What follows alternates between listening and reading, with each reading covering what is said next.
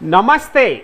मैं doctor S के शर्मा आपका स्वागत करता हूं और आज हम चर्चा करेंगे बहुत ही महत्वपूर्ण टॉपिक पे, जो है बुरा समय क्यों आता है। हर किसी के जीवन में अच्छा समय भी आता है और बुरा समय भी आता है। तो चलिए विश्लेषण करते हैं कि आखिर जीवन में बुरा समय आता क्यों है। क्या आप कठिन दौर से गुजर रहे हैं? बहुत सारे लोग जीवन में बहुत विषम परिस्थितियों से गुजरते हैं तो निराश होने लगते हैं, परेशान होने लगते हैं। उनको लगता है कि कितना कठिन समय आ गया है। उनमें बहुत सारे कारण हैं। पहला कारण है बीमारी। घर में अगर किसी को कोई बीमार चल रहा है, आपका स्वास्थ्य खराब है, कोरोना हो गया है, तो बीमारी भी एक कठिन समय होता है हमारे जीवन में। दूसरा है बेरोजगारी। कोरोना काल में बहुत सारे लोगों को अपना रोजगार गंवाना पड़ा है। संगठित और असंगठित क्षेत्र में लगभग 12 करोड़ लोग भारत में बेरोजगार हो गए हैं। अगर आप बात करें संगठित क्षेत्र की तो लगभग 27 लाख लोगों को अपनी नौकरी गंवानी पड़ी है और ये बहुत भयावह आंकड़ा है। अगर ऐसा आपके साथ हुआ है तो निश्चित तौर पे आप भी कठिन दौर से गुजर रहे होंगे। अगला है घरेलू कलह। बहुत सारे घरों में आपस में रिलेशंस अच्छे नहीं रहते हैं, भाइयों के बीच में या आपकी वाइफ के बीच में, आपकी भाई के वाइफ के बीच में, या जो भी सदस्य हैं, भाई बहनों के बीच में, माता पिता के बीच में, तो घरेलू कलह चलती रहती है, झगड़े होते रहते हैं। इससे भी आप परेशान हो जाते हैं और ये भी एक खराब दौर होता है जिंदगी में। या पैसों की कमी। निश्चित तौर पे बेरोजगारी हुई है, लोगों का जो है धंधा चल नहीं रहा है, रोजगार अच्छे से, दुकान चल नहीं रही है, बिजनेस चल नहीं रहा है, सारी सेक्टर में मंदी का दौर चल रहा है, तो पैसों की कमी आई है। काफ़ी सारे लोग जो है वो बुरे दौर से गुजर रहे हैं। पैसों की कमी एक बहुत बड़ा समय होता है। अगर पैसों की कमी हो जाए तो जीवन जो है रूखा लगने लगता है। सारा जो दुनिया के मेले हैं वो आपके लिए फीके हो जाते हैं, क्योंकि आप कुछ भी नहीं कर सकते ऐसी स्थिति में। पहला कारण जिससे आपके जीवन में कष्ट आते हैं, इसे आपको समझना होगा। पहला मुख्य कारण है जिससे आपके जीवन में कष्टों का आगमन होता है, बुरा समय आता है, वो पहला कारण क्या, जरा देखते हैं। Newton's third law of motion. आप कहें कि फिजिक्स का यहाँ पे क्या काम? बिल्कुल, फिजिक्स की यहाँ पे बड़ी अहम भूमिका है। आपने 9th क्लास में या छोटे क्लास में जिन्होंने साइंस पढ़ा होगा वो अच्छी तरह से जानते हैं कि what is Newton's third law of motion. क्या कहता है Newton's third law of motion? ये कहता है every action has equal and opposite reaction. आप देखिए यहाँ पे एक बंदा है, नाव से जब उतरता है तो वो आगे की तरफ बढ़ता है और उसके रिएक्शन के फलस्वरूप नाव जो है किनारे पे पीछे की तरफ चली जाती है। ये आप सभी ने देखा हुआ है कि every action has equal and opposite reaction. ऐसा ही कुछ होता है आपके जीवन में जब बुरा समय आता है। कुछ ऐसा ही है लॉ ऑफ कर्मा। वो हमने क्या देखा? Law of Newton's law of motion, Newton's third law of motion. ऐसा ही है law of Karma. Law of Karma क्या कहता है? जैसा आप कर्म करेंगे वैसा ही फल मिलेगा। अगर आपके साथ कुछ बुरा हो रहा है, अगर आप कहीं पे अपमानित हो रहे हैं, तो हो सकता है आपने भी किसी को अपमानित किया हो। अगर आपने के साथ पैसे का धोखा हुआ है तो हो सकता है आपने भी किसी को पैसे का धोखा दिया हो। हम जीवन में जो भी कुछ करते हैं वो लौट कर हमारे पास तो जरूर आता है, अच्छा हो या बुरा हो, दुआ हो या बद्दुआ हो। तो अगर आपने कुछ गलत किया है तो हो सकता है उसके कारण आपका कठिन समय आया हो। और जो लोग गलत कर चुके हैं उन्हें अपनी बारी का इंतजार जरूर करना चाहिए, क्योंकि उनका कठिन दौर आने वाला है।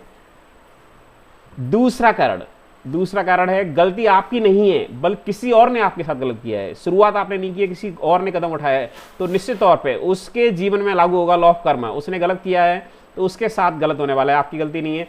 आपके बॉस ने आपके साथ गलत कर दिया, आपके पड़ोसी ने आपके साथ गलत कर दिया, किसी ने आपको धोखा दे दिया, फ्रॉड कर दिया, चीटिंग कर दी, ऑनलाइन साइबर क्राइम जो है आपके अगेंस्ट हो गया, ऑनलाइन धोखाधड़ी का आप शिकार हो गए। आपने गलती नहीं की है, किसी और ने आपके साथ गलत कर दिया है। ऐसा भी हो सकता है आपकी गलती ना हो।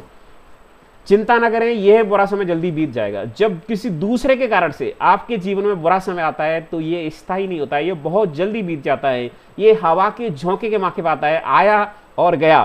तो अगर किसी दूसरे ने बुरा कर दिया है तो ज़्यादा दिल से लगाने की आवश्यकता नहीं है। इससे आप भूल जाइए या उसे माफ़ कर दीजिए। धीरे धीरे आप देखेंगे कि आपका मन हल्का होता चला जा रहा है और ये समय जल्दी ही समाप्त हो जाता है। आपके जीवन में बुरे समय का मुख्य कारण क्या है, उसको जानने का हम प्रयास करते हैं। ये सबसे प्रमुख कारण है जिसके कारण से आपके जीवन में बुरा समय आता है, और वो है भगवान ने आपको एक अवसर दिया है। कुछ लोगों को लगता है कि भाई बुरा समय कैसे अवसर हो सकता है? यस, बुरा समय भी एक अवसर होता है। भगवान जब आपके लिए कुछ बेहतर प्लान करते हैं, ऊपर वाला या ईश्वर कुछ बेहतर प्लान करता है तो बुरे समय के तौर पे करता है। जैसे अगर आप वर्तमान जॉब में हैं, अगर सब कुछ अच्छा होता रहेगा और आपके लिए कोई बेहतर जॉब, बेहतर व्यवसाय यदि ईश्वर ने देख रखा है, ईश्वर आपको उस बेहतर जगह पे भेजना चाहता है, तो अगर सब कुछ अच्छा होता रहेगा वर्तमान परिस्थिति में, तो आप वर्तमान जॉब को या वर्तमान बिजनेस को नहीं छोड़ेंगे।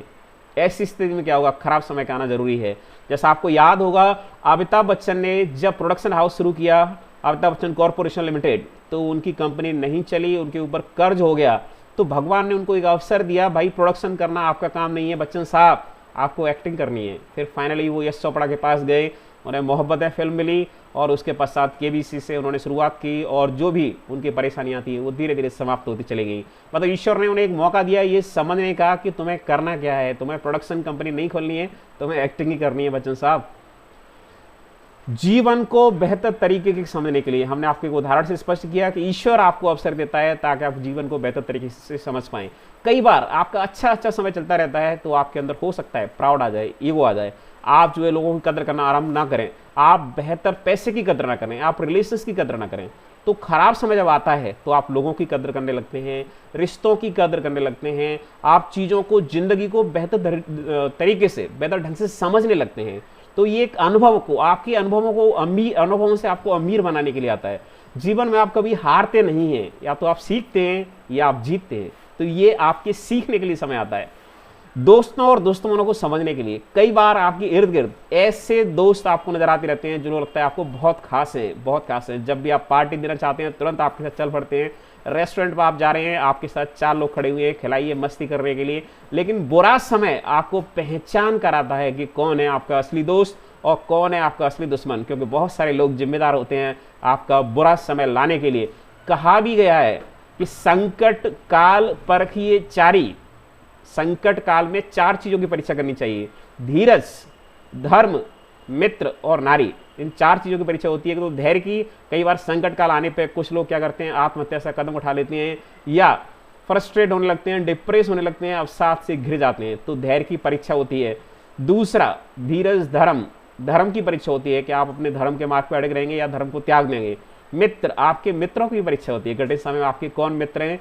ए friend in need, a friend in deed, जो संकट के समय काम आए वही वास्तविक मित्र होता है। तो ये आपके मित्रों की पहचान कराता है। और नारी, और जो आपकी स्त्री है वो भी, उसकी भी पहचान कराता है कि ये संकट काल में आपका समय देगी कि केवल आप अच्छा कमा के, अच्छी ज्वेलरी, अच्छे कपड़े, अच्छी कार उसको अवेलेबल कराएंगे तभी आपका साथ देगी। तो ये अच्छा समय दोस्तों और दुश्मनों को समझने के लिए भी आपके जीवन में आता है। और बुरा समय, बुरा समय आपके जीवन में और एक कारण है, वो करने के लिए भी आता है जो तुमने सोचा था हमेशा से करने के लिए। आप कई बार जॉब करते थे, बिजनेस करते थे, कुछ डिफरेंट करना चाहते थे, अपना व्यवसाय शुरू करना चाहते थे, अपना रेस्टोरेंट खोलना चाहते थे, अपना कोचिंग क्लास खोलना चाहते थे, अपना ब्यूटी पार्लर खोलना चाहते थे, अपनी कंपनी खड़ी करना चाहते थे, अपना सॉफ्टवेयर बिजनेस खड़ा करना चाहते थे। तो आप वर्तमान में ही लगे रहेंगे, वर्तमान कार्य में अगर आपका अच्छा चलता रहेगा तो आप जो मन में करना चाहते हैं, आपके मन में जो स्वप्न हमेशा पलते रहते हैं, वो स्वप्न जो आप कभी बैठे बैठे अकेले में सोचते हैं कि मुझे ऐसा करना चाहिए, मुझे अपनी कंपनी खड़ी कर देनी चाहिए, अगर मैं अपनी कंपनी खड़ी कर दूंगा तो निश्चित तौर पर अच्छा होगा। कई बार आप बहुत टैलेंटेड होते हैं लेकिन आप रिस्क नहीं लेते हैं, तो आपके टैलेंट का फायदा आपकी कंपनी को मिलता रहता है। इसमें कोई बुराई नहीं है, लेकिन आपके टैलेंट का फायदा आपको भी तो मिलना चाहिए। अगर आप अपने टैलेंट का प्रयोग अपने लिए करें, उसके लिए ये बुरा समय आता है, ताकि आपको ये एहसास हो कि मेरे अंदर क्या टैलेंट छिपा हुआ है, मुझे इसका इस्तेमाल कैसे करना चाहिए। तो जो आप हमेशा से करना चाहते थे उसके लिए भी ये बुरा समय आता है। बुरे समय का सार ये है, जब भी बुरा समय जीवन में आता है तो उसका सार ये है, धैर्य रखें, समय बदल जाएगा। हर चीज़ परिवर्तनशील होती है, समय भी परिवर्तनशील होता है, दुनिया में हर चीज़ बदलती रहती है। तो आपके जीवन में फिर से सूरज उगेगा, फिर से हरियाली छाएगी, फिर से फूल खिलेंगे, आपका बेहतरीन समय जरूर आएगा। कोई भी चीज़ स्थायी नहीं है, इसलिए घबराने की आवश्यकता नहीं है, धैर्य की आवश्यकता है। यहाँ पे keep health on top priority, स्वास्थ्य को सबसे ऊपर रखें। जब भी बुरा समय जीवन में आया है, अगर आपका स्वास्थ्य अच्छा होगा तो आप उसका सामना अच्छे से कर सकते हैं। तो इसीलिए डिप्रेशन, एंजाइटी, तनाव, इसको अपने ऊपर हावी ना होने दें, ये आपको स्वास्थ्य संबंधी नुकसान पहुंचा सकता है। और स्वास्थ्य को अर्न करने के लिए आवश्यक कदम उठाइए, क्योंकि जो लोग स्वस्थ होते हैं उनके जीवन में सफलता की दर हमेशा ज़्यादा होती है। Saving is more important than income, आपकी बचत आपकी आय से बहुत ज़्यादा है। बड़े बड़े मेट्रो शहरों में, सॉफ्टवेयर कंपनीज में या बड़ी बड़ी कंपनीज में काम करने वाले लोगों को 1.5 लाख, 2 लाख, 2.5 लाख, 4 लाख रुपए तक सैलरी मिलती है, लेकिन उनकी जीवन शैली, लाइफ स्टाइल ऐसी होगी है कि लगभग महीने के अंत तक वो पूरा खर्च कर लेते हैं, क्रेडिट कार्ड पे आ जाते हैं। तो अगर आप भी ऐसा करते हैं तो आप बहुत गलत डायरेक्शन में जा रहे हैं, क्योंकि सेविंग महत्वपूर्ण है। आपको कितनी सैलरी मिलती है ये बिल्कुल महत्वपूर्ण नहीं है, महत्वपूर्ण ये है कि आप उसमें से कितना बचाते हैं, क्योंकि जो आप बचाते हैं वो आपके संकट काल में आपका साथ देने वाला है। ये हमेशा याद रखिए आप। Spend quality time with family, आप जो है जॉब की आपाधापी में, बिजनेस की आपाधापी में, नौकरी की आपाधापी में अपने परिवार को समय नहीं दे पा रहे थे, तो ये बुरा समय जो आया है आपके जीवन में, इसे अच्छा समय भी कह सकते हैं, जो बुरा समय आया है, इससे आपको एहसास हुआ है कि आपको परिवार के साथ समय बिताना है, क्योंकि फैमिली जो होती है वो आपके स्ट्रेस को रिलीव करने के लिए सबसे बेहतर कारक होती है। आपके बच्चे, आपकी वाइफ, आपके माता पिता, आपके भाई बहन, अगर आप निरंतर इनसे बातचीत करते हैं तो आपका स्ट्रेस, तनाव कम होगा। दूसरा, संकट काल में ये आपका सबसे बेहतरीन सपोर्ट सिस्टम भी होते हैं, क्योंकि इनका सपोर्ट ही आपको संकट काल से उभरने में मदद करता है। आप अपनी पत्नी के साथ या माता पिता के साथ जब अपनी समस्या साझा करते हैं तो आपके मन का बोझ काफ़ी हल्का हो जाता है। तो अपनी फैमिली के साथ क्वालिटी टाइम बिताने की आदत बना लीजिए, इससे आपका जीवन बहुत बेहतर होगा।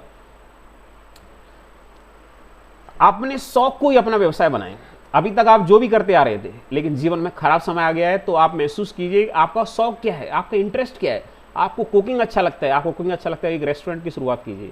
आपको बेकिंग अच्छा लगता है, बेकरी की शुरुआत कीजिए। आपको ब्यूटी मेकिंग में इंटरेस्ट है, एक ब्यूटी पार्लर की शुरुआत कीजिए। आपको खेती आकर्षित करती है, तो नए तरीके से, पढ़े लिखे तरीके से, नए वैज्ञानिक पद्धति से खेती कीजिए। और आप देखिए बहुत सारे लोग हैं जिन्होंने मल्टीनेशनल कंपनीज की जॉब छोड़ करके खेती का काम शुरू किया है और उनका टर्नओवर बहुत अच्छा पहुंच गया है। ऐसे कई सारे उदाहरण पड़े हुए हैं आपके आसपास।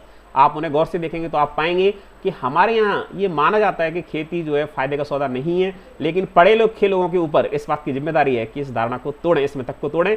तो लिव योर ड्रीम, जो आपका स्वप्न है उसको साकार कीजिए, उसको जिए, उसको ही मन में सोचिए। जब आप लगातार उसके बारे में सोचते रहेंगे और 24 घंटे उसी के बारे में सोचते रहेंगे और कदम उठाएंगे, तो निश्चित तौर पे जब आप अपने शौक को अपना व्यवसाय बना देंगे तो आप जीवन में कभी तनाव में नहीं होंगे और आप कभी काम पर नहीं आएंगे, क्योंकि आप अपने काम को एंजॉय करेंगे। आपका शौक, आपका हॉबी ही आपका प्रोफेशन बन जाएगा।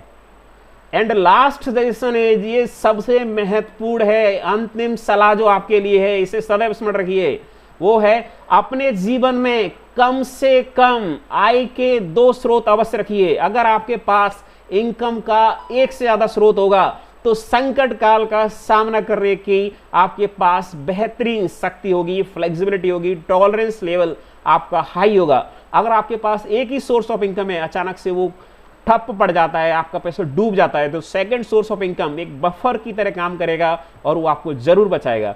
तो हमेशा जीवन में सेकंड सोर्स ऑफ इनकम के बारे में गंभीरता से कार्य करें और बेहतरीन कार्य करें, क्योंकि सेकंड सोर्स ऑफ इनकम होना, एक से ज्यादा सोर्स ऑफ इनकम होना जीवन को बेहद खुशहाल बनाता है। To make life easy, keep yourself busy. जीवन को हमेशा सरल बनाने के लिए सबसे बड़ा मूल मंत्र है कि हमेशा अपने आप को व्यस्त रखें और मस्त रखें। Thank you very much for watching my video. Please like my video and share my video. And if you have any query, any doubt, then write in the comment section. Once again, I express my sincere gratitude for watching my video. Jai Hind, Jai Bharat.